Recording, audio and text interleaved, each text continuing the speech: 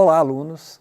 Estamos aqui para começar essa nova etapa e hoje a gente vai discutir um tema importantíssimo, mas primeiro eu quero dar uma dica, porque essas aulas aqui a gente pode entender ela como um convite a gente acessar o material e ler o material que a gente produziu, que está nos PETs. A aula que a gente vai discutir hoje, que é sobre cultura, ela está no PET, nessa segunda edição do PET 1, do primeiro ano, né? E uma dica que eu dou, e é uma coisa importante para você que está estudando, de saber como é que funciona, né? A gente que estuda sociologia, a gente estuda um pouco como as pessoas aprendem, né? E se eu me perguntar como a pessoa aprende, eu vou te explicar o seguinte.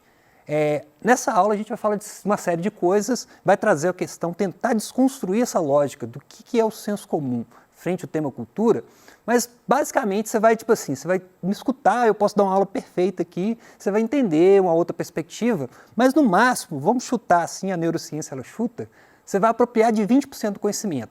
Mas se você, depois de assistir essa aula, dar uma analisada no material do PET 1 e observar, e a primeira semana o tema é esse, ler, essa apropriação do conhecimento, ela aumenta mais ou menos para 60% do que você vai aprender. E se você, depois de ter assistido a aula e analisado o material, utilizar isso para analisar o cotidiano, a realidade, ou até mesmo escrever uma redação, algum texto, você tem a consolidação do conhecimento, né? Então, depende muito da gente, do nosso trabalho aqui, mas também depende de como você vai apropriar esse material, né? E essa habilidade que eu estou falando é uma coisa muito cobrada, por exemplo, no Enem, né? Porque geralmente a prova do Enem, o tema não cai solto, ele precisa de analisar uma realidade, uma situação real. Então, o tema que a gente vai discutir hoje, ele é fundamental e a gente ainda vai discutir aquela perspectiva, porque as primeiras aulas que a gente teve no primeiro ano, ela foi bem introdutória, no sentido de mostrar como a sociologia pensa e como analisa os fenômenos e quais são os movimentos que a gente faz para fugir do senso comum. Então a gente hoje vai utilizar isso para ler cultura. E a primeira coisa que a gente tem que fazer é entender como o senso comum pensa a cultura. Vamos lá? Talvez vocês já escutaram várias pessoas falarem frases parecidas como essa, né? Existem pessoas que não têm cultura. E geralmente parte de pessoas que se acham cultas, que têm cultura. Até essa palavra assim, a pessoa ter cultura ou não ter cultura é uma coisa que a gente vai problematizar, né? É preciso ter nível para frequentar exposições de arte, né? Geralmente eu já fiz intermediação de acompanhar alunos em exposição, e tem gente que quando os alunos começam a colocar questões que são óbvias, e é a coisa mais natural, né? Se eu ver uma obra de arte, eu tenho uma reação, as pessoas olham assim e falam, essa pessoa não tem nível para frequentar. Será que existe nível para frequentar uma exposição de arte? Que é uma discussão, né? Não se misture com essa gentalha, né? Que é uma coisa clássica, assim, de discutir, que é mais ou menos a lógica da Paula Bratti, né? Não sei se vocês assistiram essa novela, mas a novela, ela brinca muito com isso, essa discussão. E, enfim, eu gosto muito de analisar, é meu tema que eu gosto de analisar. Outra coisa também, né? Por não ter acesso a teatros, espetáculos como óperas, exposições, as crianças da favela crescem sem cultura. Será que ali no meio, nas comunidades, não existe uma cultura? Que a questão é essa, né? Que geralmente a gente olha, inclusive olha com um olhar de fora para lá, e inclusive com um olhar de preconceito, né? Funk não é cultura, esse tipo de música só estimula a criminalidade e a promiscuidade. Será que isso é uma realidade de fato ou será que está olhando do lugar de alguém de fora e o olhar do preconceito? Essas discussões que a gente faz, né? E por fim, por ser da roça, ele não sabe nada e só fala baianagem. E essa frase baianagem aqui, eu tenho escutado muito em sala de aula, não sei se aí na sua região as pessoas utilizam, mas geralmente é um preconceito contra as pessoas que vieram da Bahia. E eu falo, isso é racismo. Professor, racismo é só contra negro? Eu falo, não. Quando você discrimina outra pessoa nesse sentido, ignora, é uma forma de preconceito que é racismo também, né? Mas vamos discutir, e quando a gente vai analisar isso, a pergunta é, por que as pessoas realizam essas afirmações, que a gente tem que discutir, já nessa perspectiva de tentar fugir do senso comum sobre o que de fato é cultura, faz isso intencionalmente? Quais são os seus propósitos? Então a sociologia vai se dedicar a essa leitura e a gente, nessa perspectiva, a gente tentar fugir do senso comum e ter uma leitura mais profunda sobre isso, né? E para acompanhar a gente, eu trouxe uma leitura de um filósofo também que dialoga muito com a sociologia, que é o Félix Guattari. E ele vai propor 3 formas da gente enxergar o fenômeno cultural. E a primeira forma que ele vai apresentar é justamente uma forma que vai ajudar a gente a explicar, né? Que ele vai entender a cultura como sinônimo de valor. E é importante a gente discutir isso, e vocês entenderem de fato essas 3 proposições, porque geralmente eu brinco que a prova do Enem, A gente fala muito de Enem, mas é importante para a vida também, essa discussão. Mas na prova do Enem, a pessoa que fez a prova está te perguntando, você é ou não é preconceituoso? E as questões geralmente estão discutindo isso, por isso que é importante entender essa perspectiva. E geralmente quando você vai entender cultura como valor, é uma ideia muito ligada àquelas questões, que ela vai expressar a ideia de que é possível ter ou não ter determinada cultura. Vai ser justamente aquela pessoa que ela vai ser o que a gente vai chamar aqui na frente de etnocêntrica, que ela vai achar que só a perspectiva de mundo dela está correta, e se a pessoa tiver uma outra visão, ela vai achar que não é correta, essa pessoa não é culta. E aí o que ela vai utilizar? Ela vai utilizar os conhecimentos que ela tem como capital para hierarquizar a sociedade e diminuir as outras, coisas que a gente discutiu lá na primeira aula, né? E ela vai entender cultura como sinônimo de educação formal. E nesse sentido, as pessoas que não frequentaram a escola, não tiveram acesso, ele vai entender como sem cultura. Aí vai ser leitura de pessoas do interior, as pessoas que vivem em comunidades nas periferias das cidades e, de forma geral, isso, né?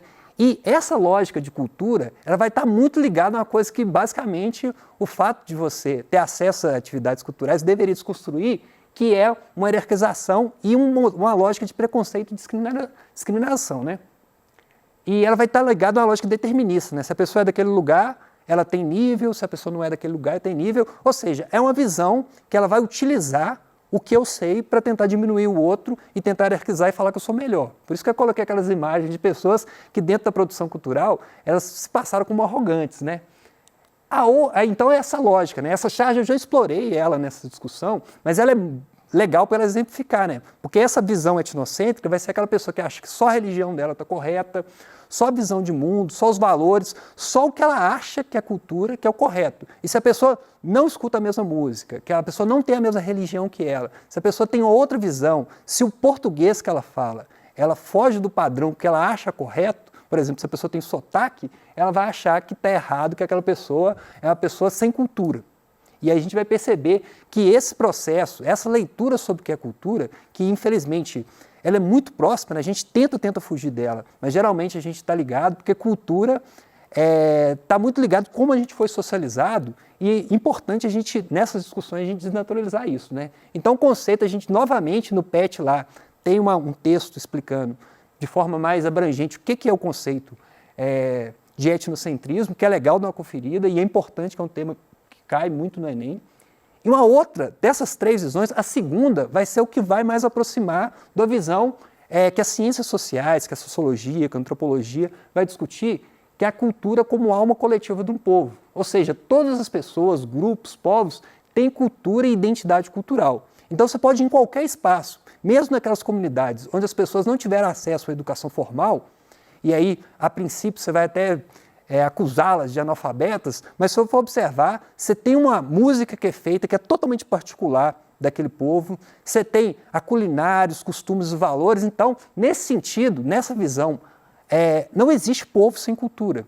E geralmente é uma visão que vai ajudar a gente a fugir dessa lógica preconceituosa, entender, em vez de entender a cultura como uma coisa hierarquizável, eu leio muitos livros, eu assisto muitos filmes de arte, a pessoa entender que existe diversidade, né? E as culturas são várias. Igual no Brasil, a gente é um país multiétnico, a gente tem uma diversidade cultural enorme. E o Brasil, acho que eu costumo entender, e a gente vai entender por que desse problema, que o grande problema de nós brasileiros é que a gente não conhece o Brasil de verdade, né? Quando você tem contato com pessoas que não são do Brasil, geralmente na faculdade eu tive muito contato com pessoas que eram de outros países, ele acha o Brasil maravilhoso, porque ele consegue enxergar uma coisa que é a gente natural. E mais que isso, né? De forma geral, o fato da galera não ter muita grana, a pessoa não consegue viajar. Então, a maioria das pessoas, por exemplo, aqui em Minas, devido à questão de falta de grana, de acesso, as pessoas não conseguem, por exemplo, conhecer o Nordeste, conhecer a Bahia, e fica só no mundo restrito, que geralmente é o mundo dele, à sua volta, que tem muita cultura, mas quando a gente acredita na outra explicação do que é cultura, a gente acaba achando que a gente não tem cultura.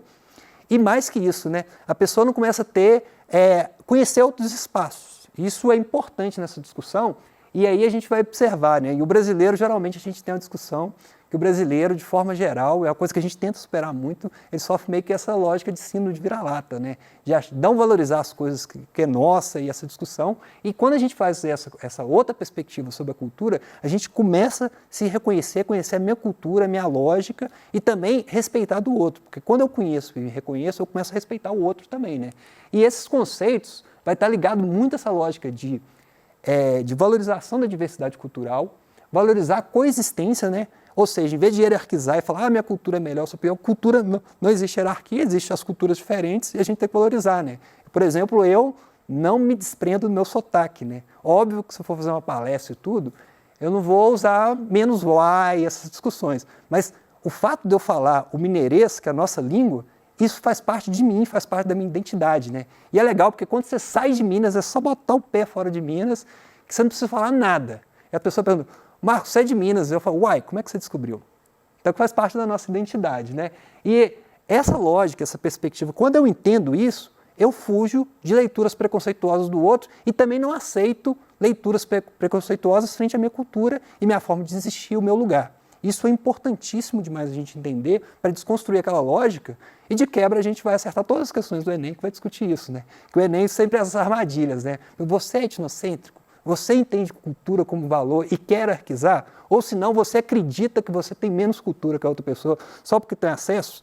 E por favor, não estou falando de forma alguma de mal de ópera, de teatro, de cinema, não. Eu estou falando que tem pessoas que entendem isso e uma lógica preconceituosa de entender a cultura como capital, uma forma de hierarquizar, né?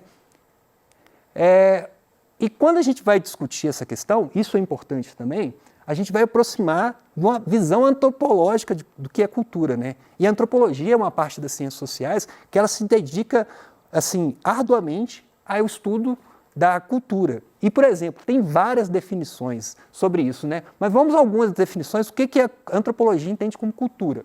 A primeira coisa que a antropologia vai entender é a coisa que a gente já viu na aula de introdução de socialização, que a cultura é a segunda natureza.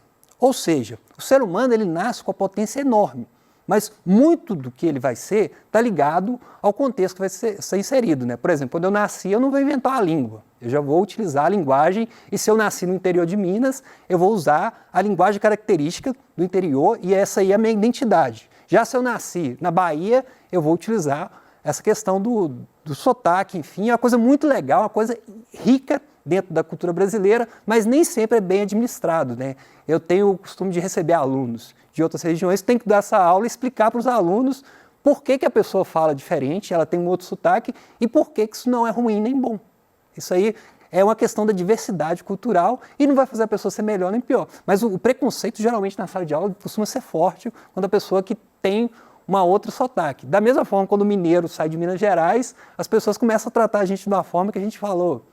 Eu não sou assim. E as pessoas começam, é uma palavra difícil também que a sociologia utiliza, eles começam a tratar a gente de forma estereotipada, né? Como uma imagem construída do que aquele mineiro que passa na televisão, que a gente olha e fala, cara, pessoalmente, eu apreciei muito o mineiro, mas mineiro não é assim, né? A gente tem um estereótipo, que a televisão, a mídia costuma trabalhar muito com isso, né? Uma outra visão do que é cultura, que é legal também, vai entender a cultura como a lente que eu vejo o mundo. Isso é muito, dialoga com a obra de um antropólogo que chama Franz Boas, que ele vai entender que cada cultura é como se a pessoa tivesse uma lente e enxergasse o mundo. Uma coisa interessante que ele vai apontar nos estudos dele, que acho que é bom exemplificar, é que o esquimó, e ele estudou os povos esquimós, o esquimó ele consegue enxergar dezenas de tonalidades brancas, porque o olhar dele foi treinado para isso. A gente chega lá na região que ele vive, que só tem gelo, a gente só enxerga um tipo de branco, né? Então até o olhar, a forma como a gente vê o mundo, ele é permeado pela nossa cultura. E tudo é assim. E aí a gente tem que entender isso e entender essa lógica de diversidade. E uma outra definição, que ela vai estar ligada a essa questão de teia, que dialoga com outro sociólogo, outro antropólogo, que chama Clifford Geertz, que ele fala que o que é cultura? É a teia de significados tecidas pelos próprios humanos e na qual eles não podem ser libertados. Que é uma coisa muito legal, porque a cultura, por mais que a gente nasça, ela já esteja pronta, a gente vai construindo ela. E aí essa ideia de uma construção, um avião sendo construído em pleno voo, e a sociedade é assim, a cultura é assim, chega nessa lógica, né? Que é importante a gente entender, que a cultura não fica parada, não é estática, a cultura sempre está mudando. As culturas indígenas são assim, né? Que a gente quer enquadrar o indígena num espaço que não é esse, né? Porque o indígena, a cultura dele também é dinâmica, né?